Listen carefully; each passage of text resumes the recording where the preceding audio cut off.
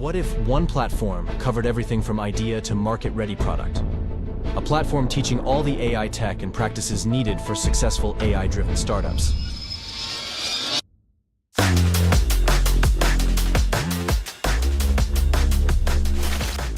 This is like AI imagination. We found that the more specific we are. We used a classifier, we trained a classifier. I really wanted it to just be more open-ended for the user. We were experimenting with different chunk sizes, having some problems to something.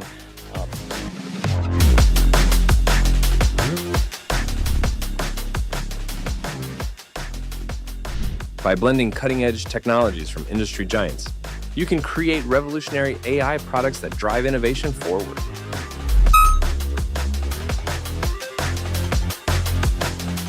This was a special hack, it was a battle.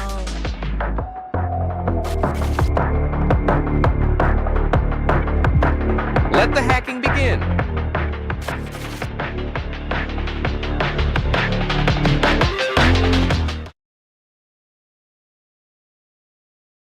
Hi everyone, and welcome to the winner stream for the Build Your Own AI Startup Hackathon. You can call me Jay, and I'm going to be a host for this exciting event. But today is all about the teams who did amazing during this latest hackathon, impressed our judges with their clever ideas. We can proudly call them our finalists. We'll be able to get to know them better, hear them pitch about their projects, and later on we'll find out who is the winner.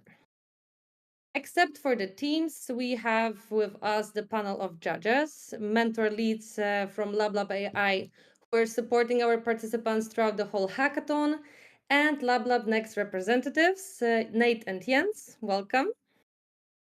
And I would also like to say warm welcome to those who are watching us right now. Let me know you're here in the chat. But before we'll start, let me remind you what was the challenge about, what were the prizes, and how it will work with the choosing the winners today. The aim of the hackathon was to build the foundation of your future startup. Participants had to use at least one AI model listed on our tech page or technology section and build fully functional prototype of their product. The winners of this hackathon will receive amazing prizes. For the first place, you can get $5,000 in cash. For the second place, you can get $3,000. And for the third place, you can get $2,000. But our main and the most important prize is an opportunity to take part in the LabLab Next Accelerator program. What is LabLab Next? It is a dynamic 6-week program designed to slingshot startup prototypes and MVPs into the market. Participants will receive intensive, hands-on guidance from the industry experts, as well as the tools, knowledge, and support needed to succeed.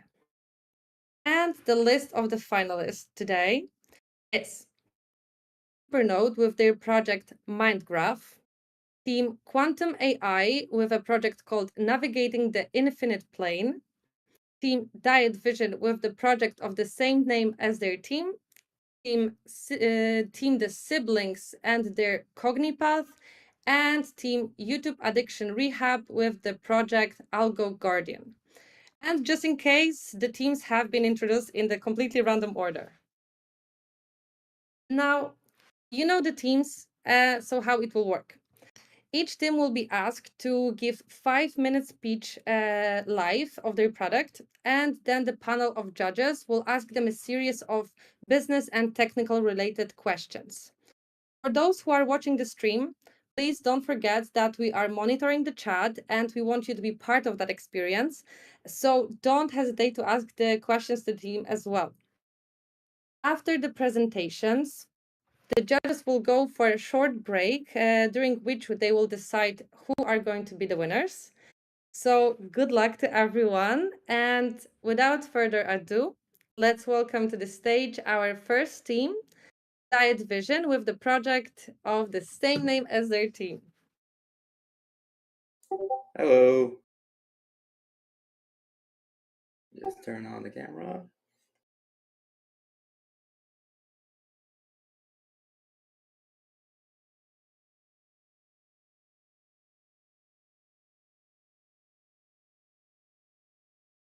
Can you see my screen? Yes. Awesome. Okay. So hi, my name is Ernest, and today I'll be introducing Diet Vision, calorie tracking made easy. So the problem is there's 422 million people who have diabetes, 9 million have CGM, which monitors your glucose, and about 70% keep tracks of their diet. The most common problem is that it's annoying to keep track of your diet. You have to put down exactly how many calories you're eating, what proteins, what fibers, and it's just really annoying for them, which is why only 70% keep tracks of their diets. So our solution to this is Diet Vision. Diet Vision is a little pin that connects to the CGM via Bluetooth, and it uses a computer vision to automatically keep track of your diet. So after you take your first bite, so let's say I take a sip of this coffee, your glucose spikes just a little bit, and then it continuously spikes for about 1 hour. However, when that spike happens, this takes a little picture. When it takes a little picture, it will submit that picture into the AI, and it will automatically keep track of what you ate and how many calories you ate, how many nutrients you ate, and our main features would be the calorie counter, nutrition goals, daily calorie intake, and healthy meal suggestions if you want to meet certain goals. So how it works is that there's a CGM. A CGM for this particular one, it connects to the Weaver 2. Then it connects to the Raspberry Pi Zero, which I have with me, and it connects to the Vision Diet Vision app. So the software that it uses Flask, NVIDIA Triton, Onyx, SageMaker, Python, whole bunch of good libraries that you can check out. So the demand for this is actually insanely high. The TAM, $70 billion, SAM, $6.5 billion. So the demand keeps going up annually. We know the world is getting fatter and fatter every single year, and we want people to not be that obese. So the business model, we want a 6-month approval process. I will be personally funding this about $250,000, and we will also be going for a Kickstarter and GoFundMe. So we're 1 month into this. This is version 3. And this costs about $40 to make. Our projection is it's going to be about $80, and we want to be approved by FDA by the end of this year. We're currently looking for investors, and I'm speaking with Dr. Shu from MIT next month about this. Our final goal will be selling this to a B2C model with $80 and $20 subscription. So future updates, we want to make this even smaller, a custom PCB for a smaller size, and we want to contact Abbott and different companies to make this a better computer vision model. So a whole lot of thanks to my team, and this is Diet Vision, calorie tracking made easy.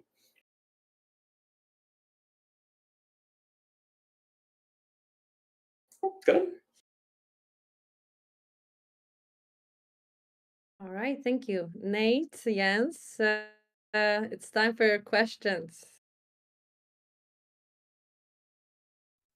First off, great presentation and a great solution, very needed, of course. I would like to know, how did you come up with this idea? Like, where did the idea origin from? So in 2014, there was a research paper done where they wanted to use 5,000 images to see if they can actually estimate what you ate. And also, I wanted to keep track of my diet as well. I have a CGM on me right now, which I am kind of guilty that I haven't been keeping track of my diet. But for 1 month, I've essentially just been taking a picture with the CGM. This automatically takes a picture, so you don't have to press a button, but for me, I just press the button because it's still a little bit too bulky right now. So the idea stems from that research paper, and there was also a similar idea from MIT that won a hackathon about 3 years ago or 2 years ago, and I want to extend based off of that idea. It wasn't an identical idea. That one tried to make spoons have cameras, but that's where the idea stems from. All right, and then maybe just follow up on what you said there, that you've seen similar projects. I've also seen similar projects. So have you looked into the competitive landscape in this field? Yes. When it comes to this, there's nothing that's actually exactly this because it doesn't directly hook up to the CGM.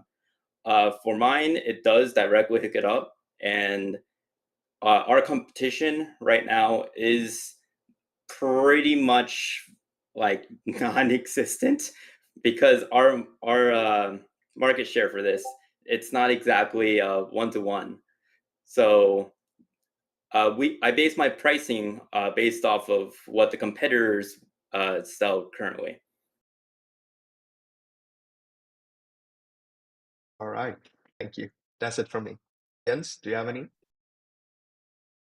Yeah, sure. I think this is a great use of AI. I've been seeing a few projects like this for a few years as well, but I don't think the tech was really there until quite recently to do this in a proper way.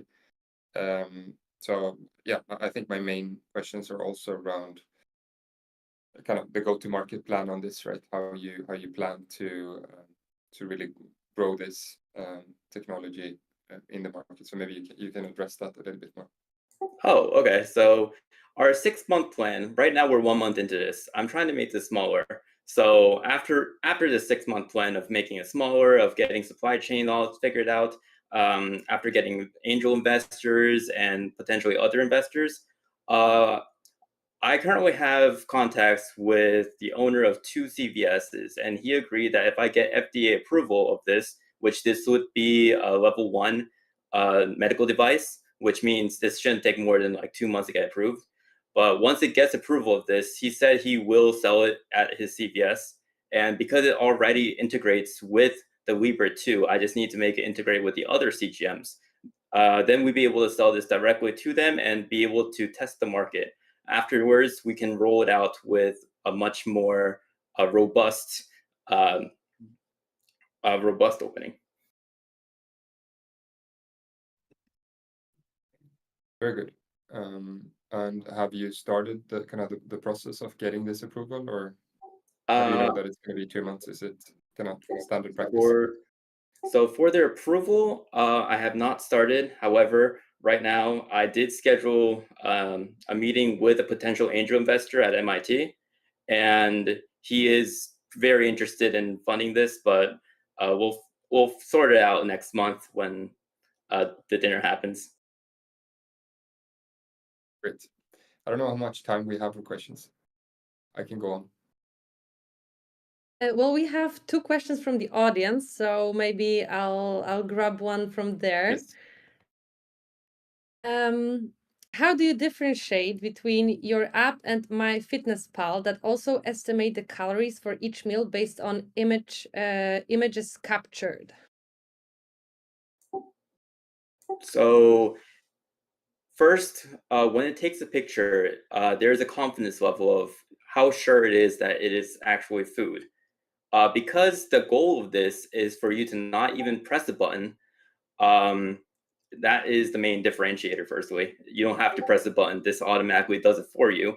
But if you do press the button, that's completely optional, you can be confident that, or the AI can be confident that it is a picture of the food that it's taking. If it's not a picture of the food it's taking, then it will either not register it and just say 0 calories, or you can manually go into the app and then just say this was not a food, and it won't be submitted into the AI. The AI is continuous and live. However, if you don't want, if you see a picture that is not food, you can just delete it and it won't be tracked in your diet. All right. Oh, sure. 1 second. Yeah. And there's a second question. How do you calculate a macro of ingredients like sugar, salt, oils, nuts of prepared meals? Same for the weight of the product.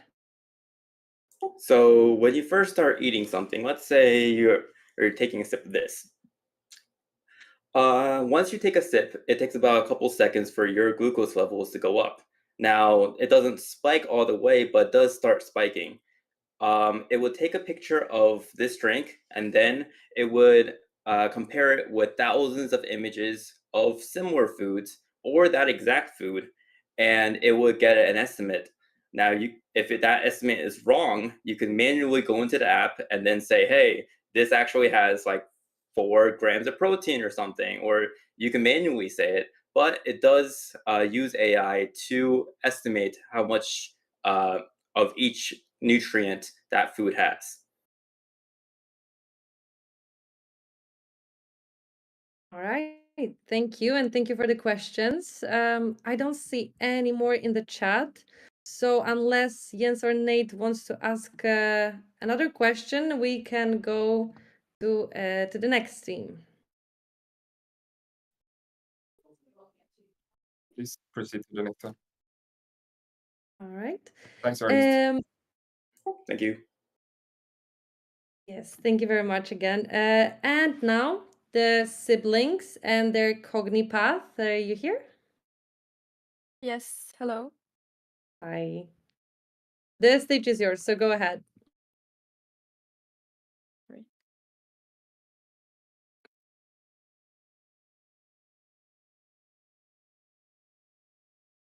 Can you see my screen?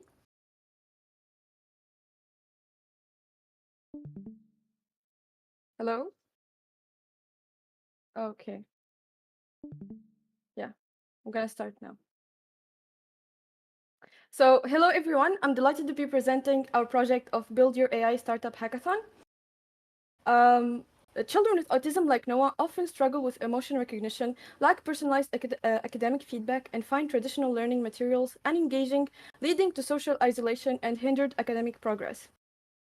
Like Noah, more than 75 million people with ASD worldwide face the same challenges. And that's why we came up with our solution. The platform addresses these issues by providing tailored educational tools that enhance emotional recognition, offer personalized feedback, and engage children with interactive learning materials. We offer original and unique features. We start with emotions recognition, quizzes that help children identify and understand their emotions, and writing wizard that provides personalized feedback on handwritten paragraphs of the kids. Storyfy, which is our main feature, and it transforms words into engaging stories with images and narration. And last but not least, the chatbot that offers instant assistant with platform features. Moving on to our demo.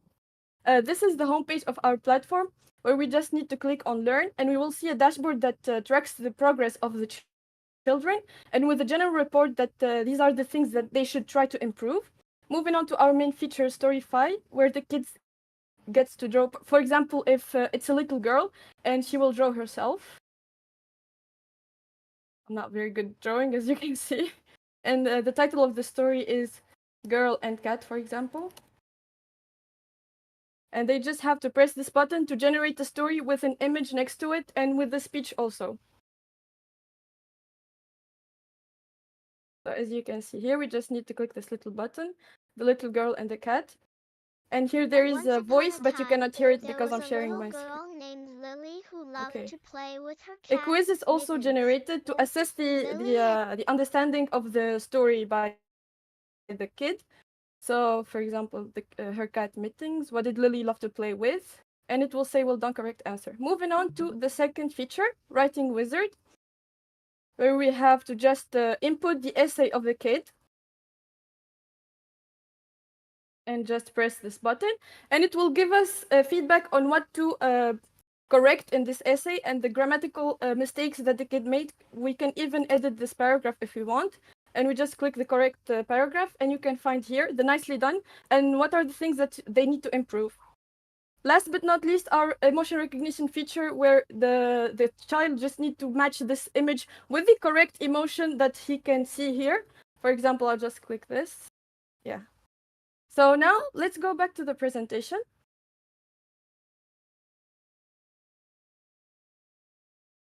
These are the technologies that we have used. And unlike other e-learning platforms, our solution is specifically tailored for children with autism, filling a critical gap in the market. This is our business model canvas, and the main point here is that we operate on a subscription-based model with additional revenue from premium features and partnerships with educational institutions.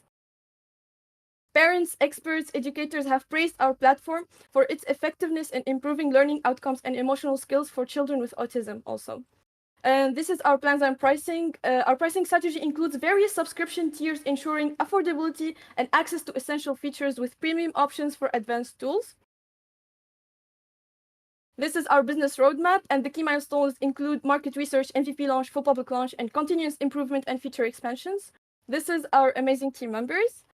And our project, of course, aligns with 4 sustainable development goals, 3, 4, 10, 17, promoting well-being, quality education, reduced inequalities, and strong partnerships. In conclusion, our e-learning platform is set to revolutionize education for children with autism, providing them with the tools they need to succeed and thrive. Thank you so much.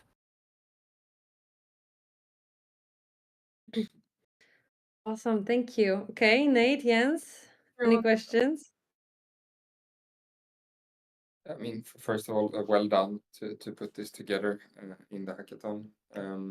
Thank you. I think I would have needed it when I was a kid probably, and I'm a father as well, so I can definitely see the use of this, right? So I think ed tech in general is a fantastic use case for AI, and it's going to revolutionize learning a lot. Thank you. I think the difficult path here, if you are to actually form a company from this and run this, is that there are a lot of founders globally also recognizing that edtech and learning in general is a great use of AI, right? So it's going to be a very competitive space. So my question is more on the go-to-market as well, like the previous case. How well do you know the market, and who would you start kind of trying to sell to or pilot with, and do you have connections in that space that you can utilize? Okay, thank you. That was a very interesting question. And okay, when we first started this, it was based on like some personal people we know, some people with autism, and we didn't actually find solutions. So we thought it's a good opportunity. Then when we actually started this and people heard about it, like we had people from all over the world contacting us. So we actually understood the need is there, because when the client comes to you and asks for it, you actually know they need it. So for competition, it's not there. And the parents of autism, they make like a type of community. Of autistic children, they have a community. They always know each other. They have like specific schools, specific facilities, so they know each other, and that's how they communicate. So I guess it's a very specific targeted audience.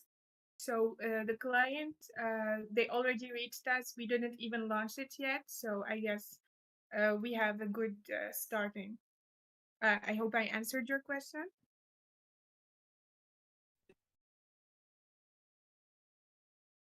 Yeah, I would say so. But are you going to sell to schools, or are you going to sell to individual parents, or what's the strategy there? We actually can do both, because as you saw the dashboard, it can help parents keep track, or psychologists or experts keep track of the kids' activities, of the conversation he made. We have like a very optimistic, if I can say, perspective towards this. We want to add a lot of features. We had a lot of ideas. So it can be both. It can be either for schools or either for individuals, and probably both. Like, why not the kids practice in their schools, and then when they go back home, they can practice also at their house. It helps the parents know better how to treat autistic children. And the one thing about AI and autism, I'm not sure how many of you know a lot about autism, but like autistic people have some kind of pattern, and AI does exactly that. The AI learns the pattern and behave accordingly. So we saw a very great opportunity to use AI to help these individuals and to integrate them in our societies, because sadly they are not. They are excluded, I guess. And they are very brilliant people in all fields. We have a lot of extremely geniuses who are autistic.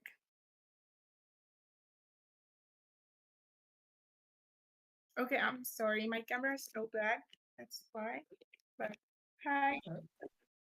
My last final kind of quick question is more on the team. Could you explain a bit more about you and the rest of the team? What kind of backgrounds you have as well? We are still software engineering students. We are still undergraduate seniors, and we all study AI. Personally, I'm a cybersecurity engineering student, but I worked on many AI projects and research papers and internships. So yeah, we're just students. Shall we present ourselves, like each one of us? You want us to present ourselves? You don't need to do a lengthy answer. It's just if you had something that stood out in some way. But I think that's a clear overview. Nate, do you have any questions, or do the audience has questions, perhaps? Well, my main one was the same one you had with the go-to-market strategy there. But another question I had was regarding the features. So, like you mentioned and showed, you have multiple features for this. I would like to know, why did you come up with these specific features? Okay, so Because for I the guess when you emotional, spawned the idea, you had multiple. Sorry. go ahead, finish. Okay. No, I used to figure out that when you were planning, you might have had a lot of ideas on features, but what made you end up with these specific ones? Yeah.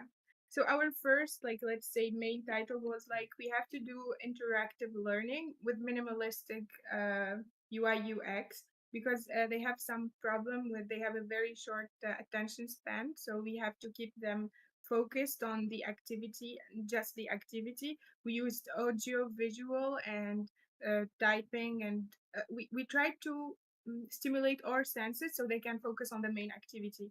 So the features, for example, for the emotion recognition, psychologists and experts, they actually do the exercise for autistic children. They always, because they keep forgetting what they learn, they need to learn it every day. So they show them images, for example, of a girl crying, or I don't know, someone happy, and they say, this is happy, this is sad. So next time when they see someone crying, they understand that person is sad. So you see, so we tried to did some researches ourselves, and we even saw the real life exercises that people do, and we tried to adapt them with AI. Awesome, thank you. I actually have a question. So is your product recognizing the spectrum? Because autism is, has such a large spectrum, and you're targeting children. And I actually have two questions. Do you target any specific age group? And is your product recognize the spectrum and adjust to it? Okay. So about the spectrum, I'm not sure, because like people who are okay, it's a spectrum. So let's say people who are I don't know the word in English, but I know it in French. So let's say they are highly autistic. Some of them can't even walk or talk. So we can't really expect them to use a website. But like lighter autistic people, they can use that. For the age, I really don't think there's a specification. We did it basically for kids, maybe between 8 years old and 14, but even older they can use it, and it can be used for all kind of kids, not just autistic, because it's just interactive learning. So it's more general than just autistic. Excuse me, you asked another one, or did I answer both?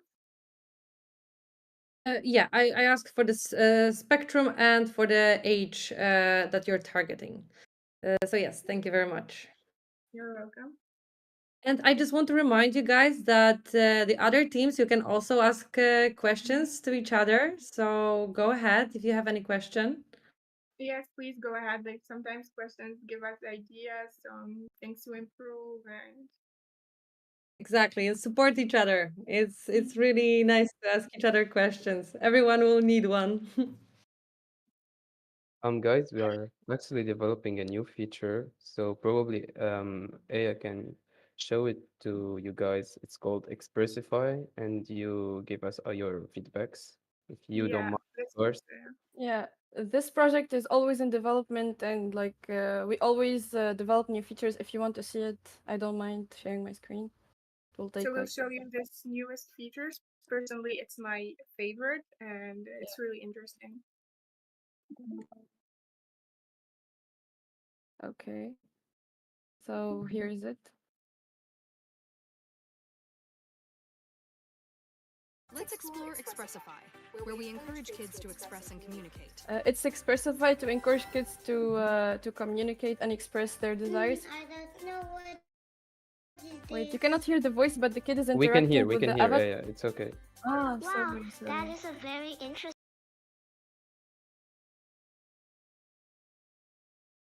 Okay, she closed the stream. Yeah, you closed the screen.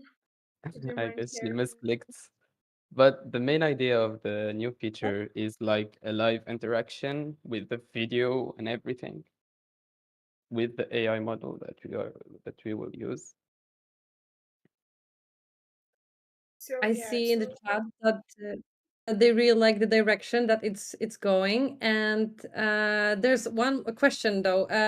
What Yeah. did you guys use for the interface? I also noticed that it looks really, really polished. So Oh. count me as the second person who wants to know. We actually used Flask and we used HTML and CSS, and it took us like a lot of time to develop the interface, and we focused a lot on the details and literally every single detail, the spacing, the sparkles when you move the cursor, and yeah, basically just like normal HTML, CSS, and Flask. yeah, we used perfectionism and detail Exactly. orientation Yeah. more than actually tools, I guess. It was like normal things. We just tried to adapt colors and patterns and all. There is, I will read one last question before we'll move on. And please remember to turn on your cameras when you speak. What research is there that such online interaction helps express emotions? Excuse me, can you repeat the question, please? Sure. What research is there that such online interaction helps express emotions? What? Rada, your mic is off. I'm sorry. Okay, so it's okay, for the emotion recognition, it's not about expressing emotion, it's about actually understanding emotions. If you see someone crying, you can understand they're crying, etc. And for the expressify, we want kids to actually talk and have conversation. For example, autistic people, they have hard time to make eye contact. So having a conversation with a real person may be hard, but they can get used to it with exercises. So if they are exercising with a robot or someone who's not looking at them, it can be a lot easier and they can get used to it. And probably it's like baby steps to reach the like nothing. I hope we all agree that nothing replaces the human interaction, nothing replaces the human emotions and creativity and all. But we try to, make AI give us a little push to reach there. Did I answer the question? Yes, thank you so much. And yeah, I'll need to go to the next team. So thank you very much again. Thank you. And now the team YouTube Addiction Rehab with their project Algo Guardian. So actually it's the opposite. The team name is Algo Guardian and the project is YouTube Addiction Rehab. But I can start All sharing right. my screen. For that. Okay. You see my screen? Good. Okay. Yeah. So this is the Algo Guardian, and my name is Joey, and we're building YouTube addiction rehab. AI, we talk about AI every day. What if AI is taking over one day? Would it be something like this in Terminator, or would it be something like this? As we are all working on AI, we know that is far away from us. AI can't do our chores today, and they always messed up our fingers. But what if I tell you AI is already dominating our lives, just in a different form? In this form, data-driven AI algorithms are everywhere. They're very addictive, and they control our everyday lives. Because of these algorithms, platforms like Facebook, YouTube gain billions of users over the past 10 years. These algorithms know very well how to manipulate our dopamine level and retain us for a longer watch time. But the users are actually not doing very well. Over the past 10 years, time spent on digital media doubled. Right now, it's almost close to 7 hours. And more than 40% of US adults admit that screen time management is challenging. What's even worse, over the past 10 years, mental health issues such as anxiety and depression doubled among young students. Although these platforms cause addiction, mental health issue, and more, it's also very hard to just avoid them completely because we still need information from it, learning resource from it. Some of us even build our career on top of it. But we need to strike a balance. So that's where we come in. At Algo Guardian, we want to build tools to help user control the algorithm instead of being controlled. And YouTube Addiction Rehab is our first tool. It's an AI-powered Chrome extension that filter and block content based on user's goal. Let me show you a quick demo. So let's say if my goal is to learn about AI, software development, or startup, and avoid anything video game related. Whenever the recommendations come out, it will be filtered and show based on my goals. So right now we can see it's only SaaS, building a business, AI, and venture capital. So I can focus on the things that really matters to me and weed out all the distractions. Whenever we load new things, it will also be analyzed by the LLM. And if I click into any video, this one is database related, so I have a green light. Sorry. Yeah, and the recommended video is also being filtered. Yeah. So if the user stumble upon like a video game video and trying to click it and watch it, the extension will actually evaluate and block it and give the user a gentle nudge to tell them to go back on track. Yeah. So this is the first time we have something to protect us from information streaming directly to us. With the help of AI, right now the backend is GPT-4o mini LLM model. We have the chance to first time having a content level blocker, which keeps the benefit but weeds out all the distractions, and user can set their own rules. For over 30 interviews and a poll I did in San Francisco, YouTube is on top of the addiction list. People come and talk to me about it's so hard to fight addiction by themselves. And we're actually seeing a market trend. Gen Z has the highest population tracking their screen time. The market is well educated, it's growing, and they're desperately searching for a solution. So the business model will be a subscriptions business model, and we are going to expand outside of YouTube to more platforms and devices. And we can sell to parents, schools, and potentially to hardware companies since they're screen time focused and become the default attention firewall software. My name is Joey. I'm the founder. I have ADHD, so I'm committed to solving the problem for myself and others. And I'm also a experienced full stack engineer that built multiple human-centric technology solutions. I'm actively looking for a co-founder and angel investment and accelerators. I believe technology should protect us instead of manipulate us. So we're Algo Guardian. Everybody should have their own digital wellness guardian. Yeah, thank you very much. Thank you. It was very interesting. I somehow have a feeling that it's a pretty controversial topic. But yes, Jens, Nate, what questions do you have? First of all, I think this is brilliant. I've been a user on and off of these kind of solutions on my mobile phone that does like turns off all the colors, for example, in different times, and really kind of trying to make the phone a bit more boring so that I don't get trapped in YouTube shorts or something like that, right? And I think me and everyone else just we fall into the trap all the time because it's designed that way, right? Yeah. So I think this is a fantastic use case. I would love to use it, first of all. And my question is more on the team, right? Because I do think it's quite difficult and not as fun maybe to start a company by yourself. So are you planning to start regardless if you found a co-founder, like to actually run it as a company? Or are you kind of waiting to see if you find a strong co-founder? And what kind of co-founder are you looking for? Yeah.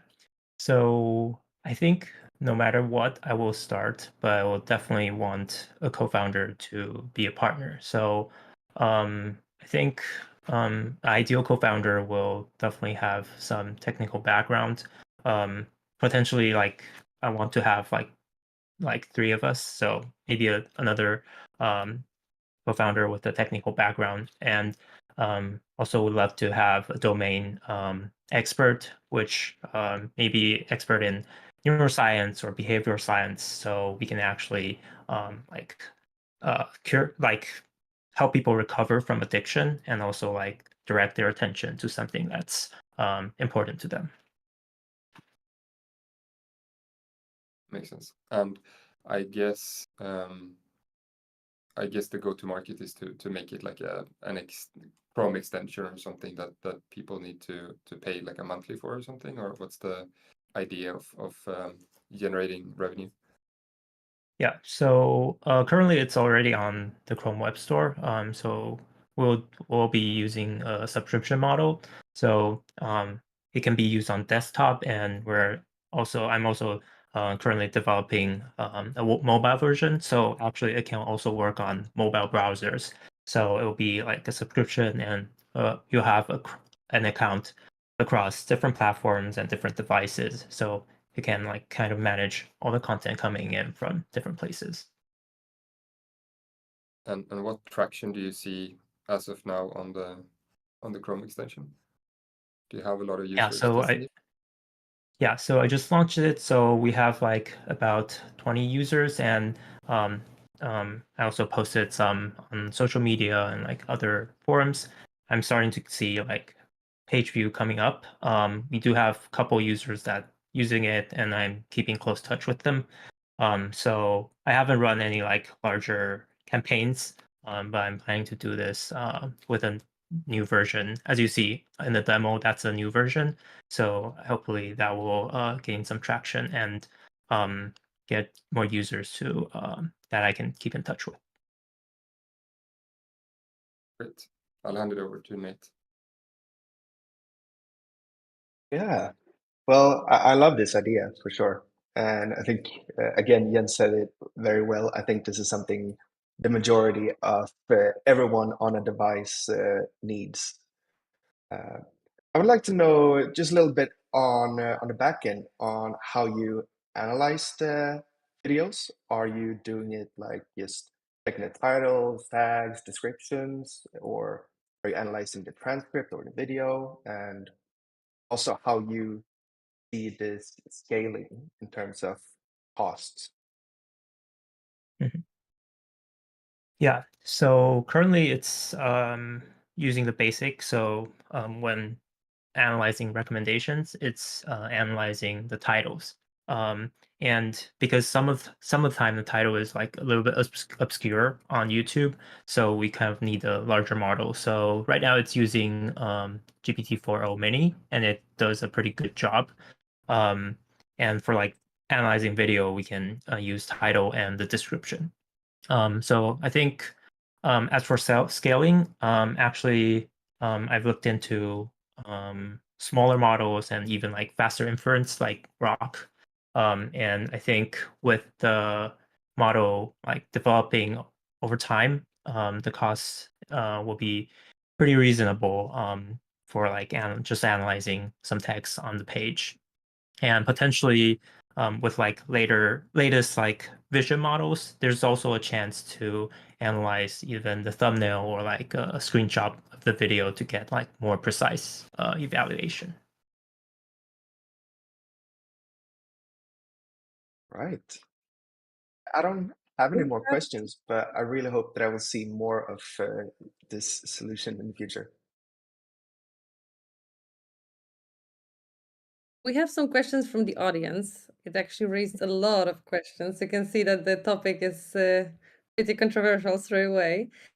I'll read a few of them. I'm not sure if we'll have time for all of them, but first one, it seems like the app will hugely swallow the tokens. How do you want to optimize the cost for everyday users? So actually, this is very interesting. So at the very beginning, if you're very addictive, you will watch a lot of videos and try to watch a lot of like spend a lot of tokens. But once you kind of have control and like manage your time consuming videos, actually the token will come down and you actually either learn and watch the video you need and use your time on something else. So if we actually, if I think I'm using it every day and my watch time goes down pretty much. So I think that's like the expected behavior, and we want to help people really recover. So the token usage will go down. Yeah. All right. Next question. Does the app wipe out completely the interest of video game, or is it only for a period of time to focus on other goals? Yeah, so it depends on the user's like personal goal. If the user's personal goal, if like they're a game developer and they need to watch a video game, they can set the goals based on what they want. So I think right now it's like kind of like you need to manually set it, but potentially we can introduce maybe like a consulting feature. So we can build a plan for them so they can have like every day will have like time to relax and time to focus, and that will make like the extension do more for the user. And are you not worried that in the future YouTube will just block it like the ad blockers? Yeah, I think that's so if YouTube actually blocks it, that means we're doing something right because we're harming their revenue. And I think the algorithm is so addictive, we should fight it.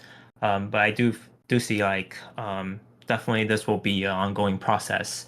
Whenever there's something changes on YouTube, we'll need to make an update. So that's how we survive and how we help people like recover from addiction.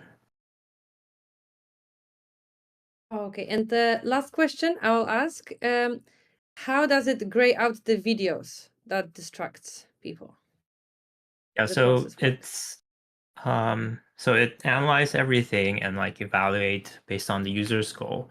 And then for now it's like fetching all the elements on the website and applying different like styles to it. So only the things that related to user's goal will be shown and other will be like gray out, blurred. Um, that's like all working on the browser. Yeah. All right, thank you so much for all the explanations. Is there any other question? Because now is the time. All right. If no, then we will thank you, Jason, again. Joey, sorry. Thank And you. we'll go to another team, Hypernode and their project Minecraft.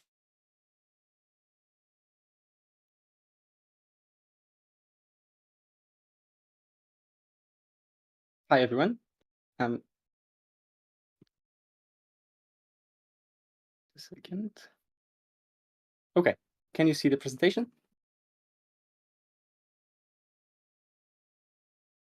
Okay, so welcome to Minecraft. I'm Jan, and together with me, I have Robert and Wojtek, who are machine learning engineers, and Bartek, who is a full stack. And I'm in charge of the business side, and the guys are the tech people here. So the construction is the biggest industry in the world, but at the same time is second least digitized after hunting, which is crazy if you think about it. It sometimes takes days or weeks to find a specific document. But why? You have thousands of pages of documents for each project. And also, you have lots of types and formats, like PDFs, photos, files, paper copies, and CAD models and so on. You have invoices, agreements, documents, and so on. And it's also stored everywhere. On the computer, in the cloud, on paper copies, and your private computer, on the email account, and so on and so forth. So that's why we created Minecraft, which is a single point of truth for construction projects. You can store all the documents in one place, as well as find any specific documents very quickly using our machine learning search, as well as chat with any document to find specific information, the needle in the haystack, and also, talk to it like with a human. But first, we need to take all the documents onboarded, and that's why we will send you a qualified technician to scan all the paper documents, which is quite crucial because you have lots of these paper documents. The main solution in the market would be SharePoint, but we would differ from it because we are dedicated for the industry, as well as we have the advanced search using machine learning model and document discrepancy checker. You can think about it like a GitHub, but for documents in this specific kind of context. So you have the newest document always flagged as the newest. And the business value is on one side risk mitigation. So you know which document is the newest, so you will not build this wall in the wrong spot. But at the same time, you need to keep all the documents. So it's easier for you to then, in the situation of a control by the authorities, you can easily share the documents very quickly and very easily, as well as specific documents, right? And at the same time, we also save lots of time, which is right now spent basically on preparing these documents, analyzing these documents, analyzing versions, and also trying to find specific documents. We also spoke with industry experts like Maciej, who said that before the projects, it would save between 30 to 50% of this task force that prepares the documents and kind of figures out the documentation before the project starts, the construction starts. The business model would be software as a service, $300 for the starter package, and enterprise would be $1,000. Of course, it's just early stage, so we are not charging yet. We're right now in talks with 2 companies, but not charging yet. Yeah. And now here's Wojtek to tell you more about the technical side and show you the demo. Thanks a lot. And there's Wojtek. So let me show you the demo. Here we can ask our assistant what are the goals of this project we have documented, and it will retrieve relevant information and answer us based on that. It will also show the relevant subgraph on the right, and then we can follow up with some more granular question. For example, what is the specific goal of some the external decorations part of the project, and it will once again retrieve the information from the knowledge graph, answer us based on that, and show this knowledge graph on the right. So how does it work? The question is, how does it work from the technical standpoint? So first we do OCR, and for that we use OCR for all. Then we are it works as we take the document, then we do text segmentation, text ordering, line segmentation and ordering. Then we run all this pipeline and correct some layout predictions with LLM to get the output you can see on the right. We do some name entity recognition, and from that, in our demo, we got 87 documents, 600 text chunks, and 1,600 entities. So the so the nodes are linked via those entities from named entity recognition. For example, here we can see that the most popular node in our database is named United Living, which is a name of the company that all of those documents come from. So it makes sense that this is the most popular one. And then we can even leverage this information in this graph information with some advanced retrieval mechanisms, especially those based on graph neural networks. Some features that were additionally requested from us is discrepancy checker with graph neural networks. So, for example, we can do anomaly subgraph detection first, and then do a more costly, more granular cross checks of those documents detected as anomalies with an LLM. And we also support multiple views for various confidentiality levels, because of course not all the users should have access to all the data stored in the database. Other features we are considering is merging similar entities into one, detecting the type of relationships, predicting missing documents, or querying on multiple granularity levels. And that's all. Thank you. Thanks, Wojtek. Thank you very much. Okay. Nate, Jens, who would like to start? I can kick it off. I think my first question would be, did you start with this project already before the hackathon? Did you come in with like a set plan or an idea, or did you come up with this during the hackathon? So the whole process was, so that all the development was during the hackathon. We also brainstormed which idea to choose during the hackathon. The guys figured all of that in basically a span of just one weekend.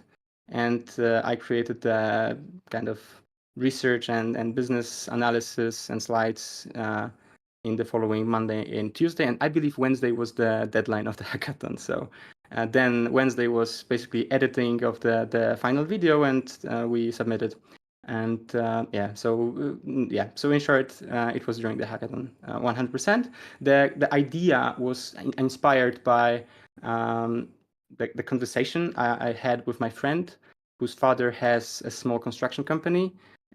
He's an owner, and there was this huge issue with basically documents, and it's a whole mess. And we started kind of that.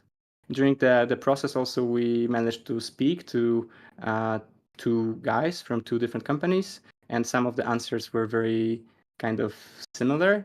And that's why this looks this way and not the other way, because we kind of tried to crash it with the real end users from the day one, basically. Yeah.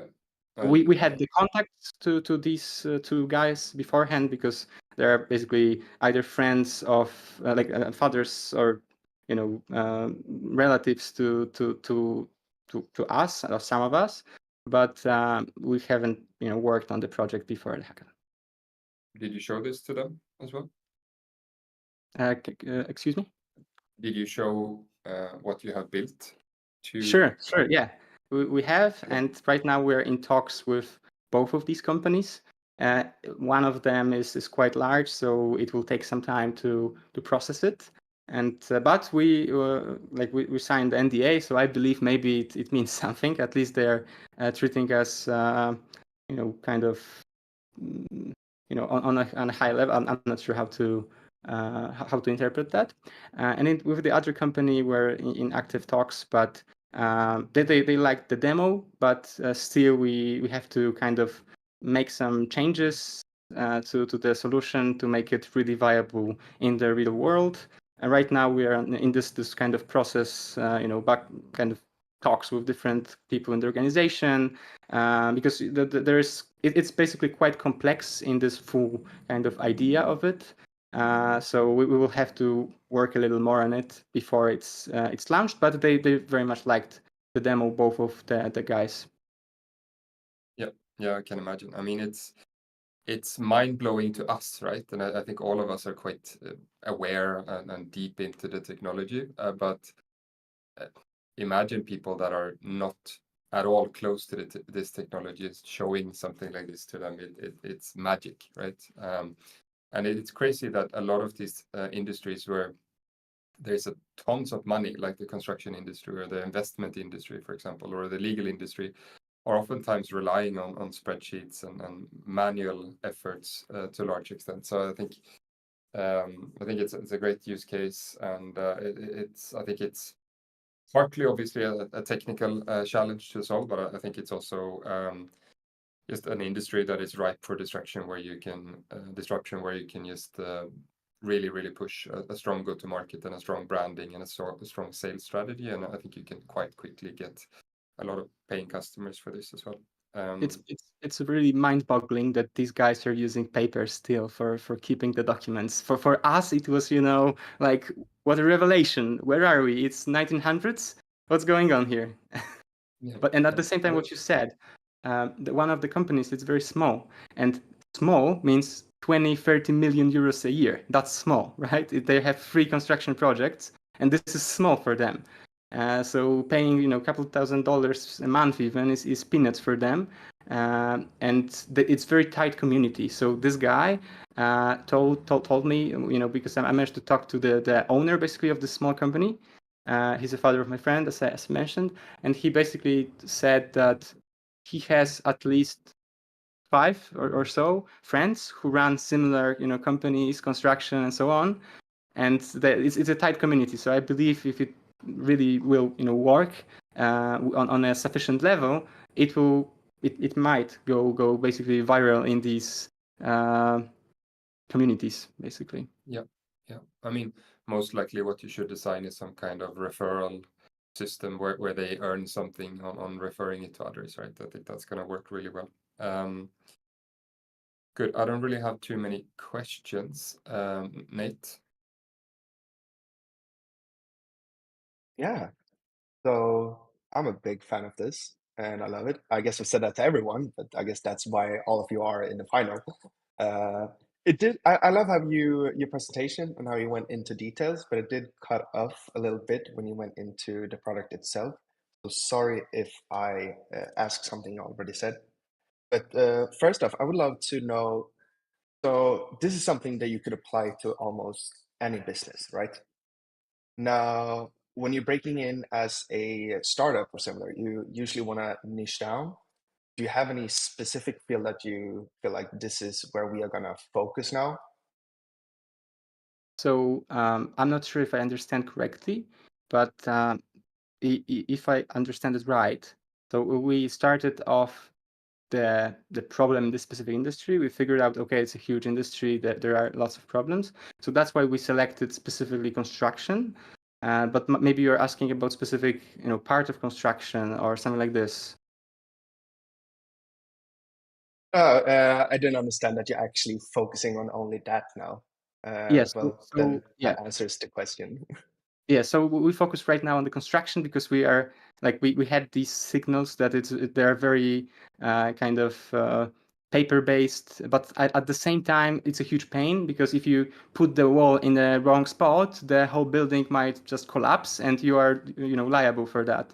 So all the documents has to be kind of marked. You need to really know that you are using the final version of the document, but at the same time you need to keep all the documents.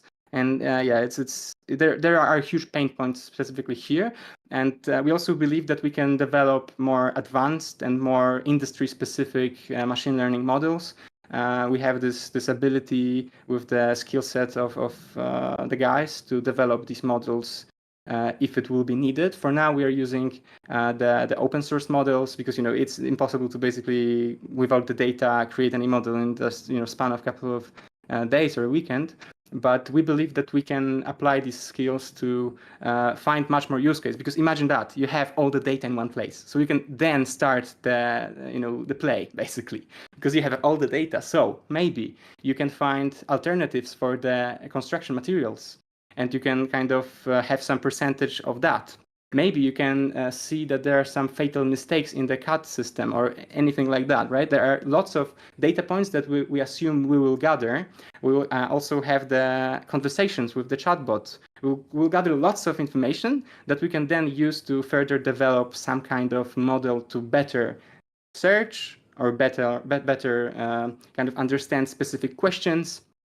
And I believe that there's a huge potential in other products that we can spin off of that like core of having all the data in one place, but starting with what we have right now with some minor add-ons that we have to work with the companies, the clients, right? Not yet paid clients, but still.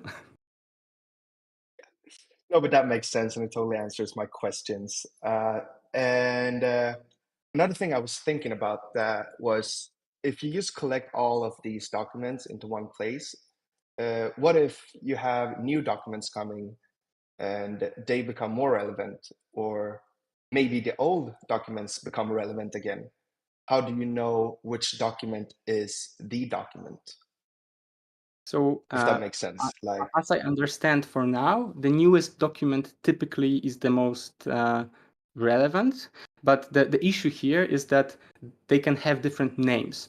So you can have a document named XYZ1, XYZ2, and so on, and you open XYZ22 and you're not sure if there's 23 or there's no 23, or maybe the name changed to XZY23, and you're not sure if this is the same document. So in this case, we will automatically detect that this is the same document, but different version, because there are just minor changes between the documents. So if the upload is the newest upload, but at the same time, the changes are minor to the documents that are right now in the database, we will flag it as the newest version of the document already in the database. That's the basically concept. For now, it's a little simpler because we don't yet have this feature kind of built. We just experimented a little bit with that. So basically, yeah, so I'm not sure if the that answers your question. up to date, or the newest document, or the latest updated one. And yeah, if you were to incorporate this in, sorry, if they upload, the document, older document again, that basically for us means okay, that's not now the newest document, right? Okay. And if you want to incorporate this to an already existing business, do you have like a pretty much frictionless way of gathering all their documents, like with different integrations, or is it a major setup process? So our goal is to make it as frictionless as possible. Right now, the concept is to just send a person to help them collect all the documents from different places, and a person would do that. And I believe that for the paper documents, that's going to be probably the case. For us, it's very important to help customers very quickly on board, because then it's going to be probably quite hard to quit with all the features and all the things embedded already in place. So we want to even maybe one of us will just go and do the scanning and onboarding and uploading and so on for them, and also show them how it works, so that it's just 1 hour or 2 hours of kind of showing around how it works, how to use it, and also maybe a couple of days or weeks to onboard all the documents. And it's going to be probably at the beginning one of us or all of us, but we want to also make it very easy for future customers to do it themselves if they want. Yeah, in terms of the onboarding, that's, I believe, the plan. I'm not sure if that's that answers your question, but basically we want to make it as easy as possible to get that to get the clients to try it, right? Yeah, well, that totally answers the questions. Thank you so much. There's one question in the chat, so very quickly, if you can answer this. Have you done market research for your target audience of the project? Is it the case why you focused mostly on construction industry and not other businesses? So we start off the the problem first and then try to build the solution from it. But in terms of the market research, so in terms of finding other applications of that technology, we started from the problem, so we haven't checked other industries or something like this. But in terms of this specific problem, we analyzed companies that or solutions that are right now on the market. So this is on the slide right now. And basically, most of these companies are using SharePoint, Google's version of SharePoint, basically, so Google Drive. And this is the main kind of, they're very old-fashioned. Imagine your grandmother or grandfather running a company. That's exactly that, right? They're not that open for these new solutions, but I believe with the right problems that you can explain where it will bring value, and also making the friction as non-existent as possible, it will be much easier to convince them to try it. What we heard from these companies that we spoke to, that it is basically they're doing it this way, but they're open, but they don't have time, right? They don't have the capacity to think about something, think about changes. But when we mapped where are these problems, frictions, we can basically address all of them with a person there in person, helping them with everything, right? Scanning it, putting it in the system, cataloging it, and so on. So it would be a work for a person, but I think it's very crucial to do it this way. So in short, to answer your question, sorry, we haven't thought about specific other industries besides that. We believe that this type of solution might be applicable in other industries. Here, there is basically a huge potential because they have lots of money and they're the most kind of almost retarded. Like maybe it's not a good word, but basically they're very in the woods with their tech stack, maybe, let's say it this way. So the problem is the biggest and they have the most money. So we thought maybe that's the most valid industry. And also we had this initial spark from this industry. That's why we selected this industry. But we also believe that because they are not using the kind of advanced data stacks right now, there's a huge potential in data mining, modeling, and trying to provide value from that, and not just our initial solutions, so search and RAG chatbot, right? So yeah, that's why we selected this specifically. We haven't thought that much about other industries, but we believe that it's the most kind of it just needs it the most, basically. But we were not closing ourselves, I believe, in the future to maybe extend it. But the focus right now is where we are. All right, thank you. I feel your passion when you're answering the question, so that's pretty infectious. Thank you so much.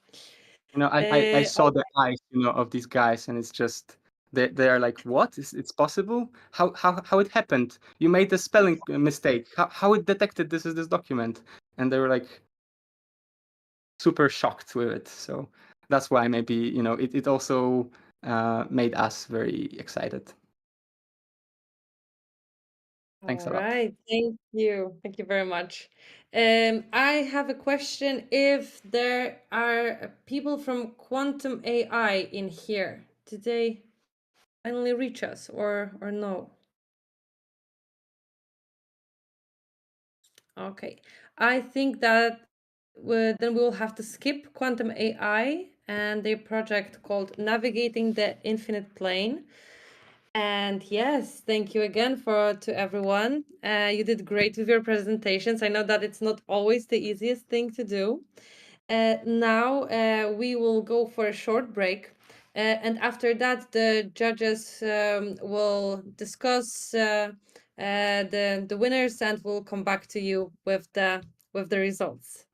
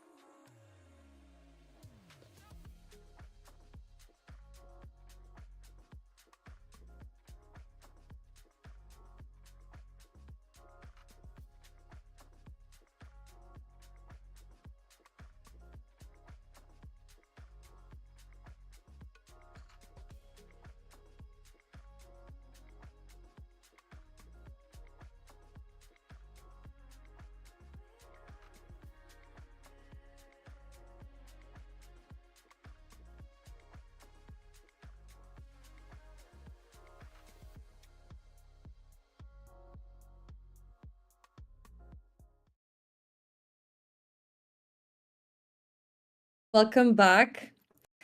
Before we will announce the winners, I would like to congratulate not only you, but every team that submitted the projects. We are proud to have such an amazing LabLab community, and we really appreciate the efforts that you're putting in cooperating with each other, building your prototypes and presenting your solutions. It's not easy, but each task and each step is improving your skills. You're getting better and better. So either you are today's finalists or not, keep going and keep getting better. And be happy for those who win, because maybe you are the winner for the next hackathon. And yes, talking about the winners, I can tell that the judges were very impressed with all your projects, and the decision was not easy. I want to remind that all the winning teams will receive the opportunity to take part in the LabLab Next Accelerator program. You'll have an interview with Jens and Nate. But when it comes to the first, second, and the third place, let's start with the third one. The third place and $2,000 in cash goes to the team Diet Vision. Congratulations.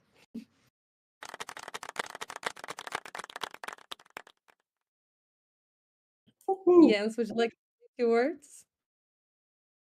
Yeah, we're really impressed by what you have built, and that you also have a clear go-to-market plan is really impressive with the connections that you have. And yeah, we wish you best of luck, and we really want to stay in touch with your project. Thank you. All right. The second place and $3,000 in cash goes to the team Algo Guardian.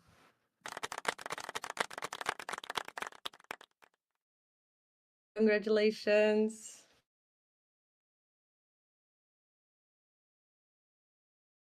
And we love this product. We haven't really seen anything similar before, so I think this can be a huge product. I think you can get to 500,000 users or 1 million users within 12 months if you play this right? So and we would love to be part of that journey. Yeah, thank you very All much. right. The grand prize winner and $5,000 in cash goes to Team Hypernode. Congratulations, guys. Thanks a lot. I don't know. Yeah, I'm not sure. I don't know how to respond, basically. Thanks a lot for the opportunity, and possibly for the opportunity to develop it, further as we do, and maybe help some companies completely redefine how they operate. So thanks a lot, guys. Yeah, We want to say something. Thank you very much. Yeah, thanks a lot. We can go to home now. Yeah, good work. I think this was fantastic work by you guys, right? You have a full team, which is definitely something we take into account. It's easier and it's more fun also to be a team running a project. And I think we definitely see early signs of traction here. It's a great use case for AI. There might be similar solutions out there, but I think if you play your cards right with the connections that you have already in the industry, you can make this quite a large company in quite a short amount of time, because I do think that you can demo this to them and they will get their minds blown, and you should be able to utilize some kind of referral system to really make this a sales and go to market play, and I think you can get a lot of revenue in quite fast.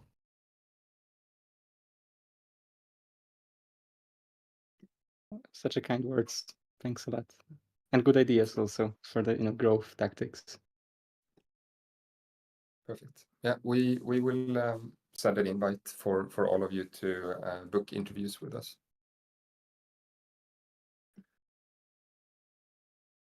Thanks a lot, then. Same. I'm excited, but I'm like dying inside a little bit, you know, from the I believe the stress. Maybe it's just, you know, maybe a little bit lower, but this shock after. Yeah. Sorry. Go call your mom. Yeah, that's right.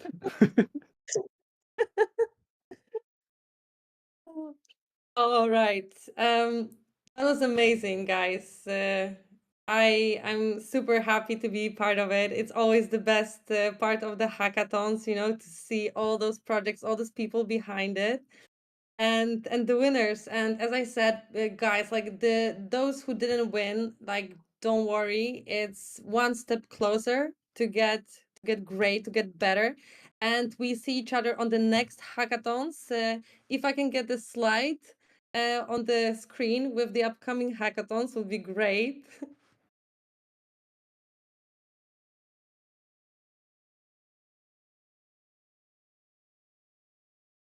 Okay. So yes, the upcoming hackathons, the IBM Watson X hackathon will start 23rd of August.